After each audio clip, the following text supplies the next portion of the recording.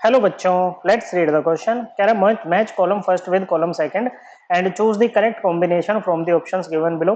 Column first और column second को match करना है, फिर करेक्ट ऑप्शन हमें चूज करना है बच्चों। ओके, तो कॉलम ए में आपके पास में delta U path function, delta H state function, ये सब है। देखो जैसे फंक्शंस की बात करें, अगर हम बच्चों बात करें थर्मो डायनामिक फंक्शंस की, तो ये बच्चों दो टाइप के होते हैं बच्चों। एक तो होता है आपका पाथ फंक्शन।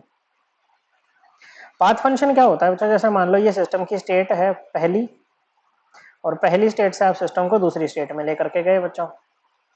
ओके, तो पाथ फंक्शन होते हैं बच्चों, इनकी वैल्यू ना डिपेंड करती है कि आप किस पाथ से गए हो। आप सीधे चले गए, आप थोड़ा घूम फिर के ऐसे गए हो बच्चों। ओके, आप थोड़ा ऐसे ऐसे गए हो बच्चों। तो हर पाथ में ना इनकी वैल्यू क्या होगी बच्चों, अलग होगी। वहीं दूसरे हमारे पास में होते हैं स्टेट फंक्शन।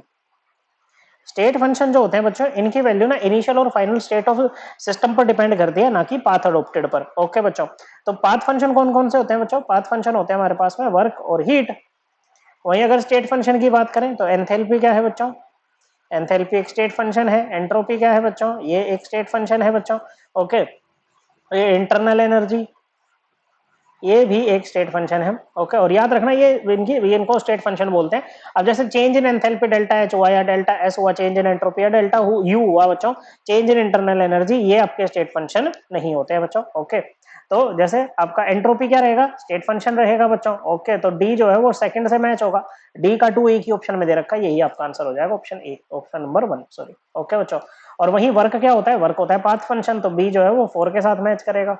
ओके, अब देखो एक चीज होती है हीट कैपेसिटी। हीट कैपेसिटी होती है बच्चों किसी भी सिस्टम का टेम्परेचर, अगर आपको 1 डिग्री सेल्सियस से राइज करना है ना बच्चों, तो उसके लिए आपको कितनी हीट देनी पड़ेगी ना बच्चों, उसी को बोलते हैं हीट कैपेसिटी। सी से हम उसको डिनोट करते हैं, क्यू है हीट और डेल टी है बच्चों चेंज इन टेम्परेचर। अब देखो फर्स्ट लॉ ऑफ थर्मोडायनेमिक्स क्या कहता है? फर्स्ट लॉ ऑफ थर्मोडायनेमिक्स कहता है बच्चों कि change in internal energy is equals to heat given to the system plus work done on the system बच्चों। तो ये हो जाएगा क्यू प्लस, और ये होता है बच्चों माइनस का P external into delta V. Okay बच्चों, पी क्या है बच्चों? एक्सटर्नल प्रेशर है, delta V change in volume है।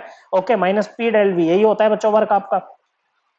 तो यहाँ से क्यू क्या बन जाएगा? ये बन जाएगा del U plus T delta V. अगर आप वॉल्यूम कांस्टेंट कर दो, क्या कर दो बच्चों? अगर आप कांस्टेंट वॉल्यूम कर दो तो क्या डेल्टा वी जीरो बच्चों, तो ये डेल्टा यू के इक्वल रहेगा बच्चों सिंपली।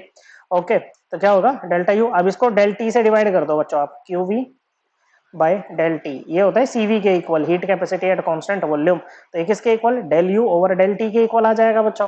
ओके, किसके? Del U over del T के इक्वल ये आ जाएगा बच्चों। ओके, तो अब यहाँ पर और चेंज इन टेम्परेचर कितना बच्चों? अगर मान लो आप 1 डिग्री सेल्सियस ले रहे हो बच्चों, और डिग्री सेल्सियस में या केल्विन में चेंज इन टेम्परेचर की वैल्यू सेम ही रहती है, तो डेल यू किसके इक्वल आ जाएगा? सीवी के इक्वल आ जाएगा। ओके, तो heat capacity at constant volume ये किसके इक्वल होता है बच्चों? ये आपका इक्वल होता है बच्चों ये सीवी डेल्टा, एक सेकंड बच्चों, हीट कैपेसिटी नहीं, इसको हम ऐसे लिख सकते हैं ना बच्चों, ये तो सीवी आ गया। ओके,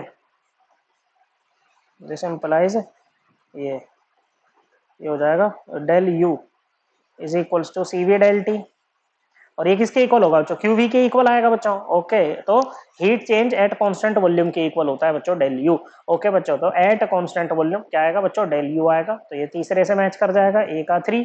ओके बच्चों, ए का क्या आ गया बच्चों? आपका ए का आ गया है 3। ऐसे ही है बच्चों डेल्टा एच का, देखो बच्चों। ओके, देखो डेल्टा एच किसके इक्वल होता है? डेल्टा एच इक्वल होता है आपका delta U plus P delta V. Okay, P वैसे देखो ये होता है delta H equal to delta U plus delta P V. Okay, तो यहाँ पर जब वो करेंगे बच्चों डिफरेंशिएशन, तो क्या आ जाएगा? P del V plus V del P. Okay बच्चों, तो वी डेल पी वाला हमने छोड़ दिया है बच्चों, क्योंकि क्या है प्रेशर कांस्टेंट हम यहाँ पर लेंगे इस बार। ओके बच्चों, तो हमने वो पहले ही हटा दिया उसको।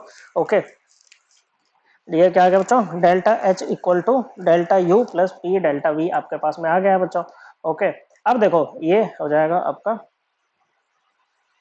Delta H is equals to what बच्चों, यहाँ से अपने को कांस्टेंट ले लिया था। ओके, डेल्टा यू क्या होता है बच्चों आपका?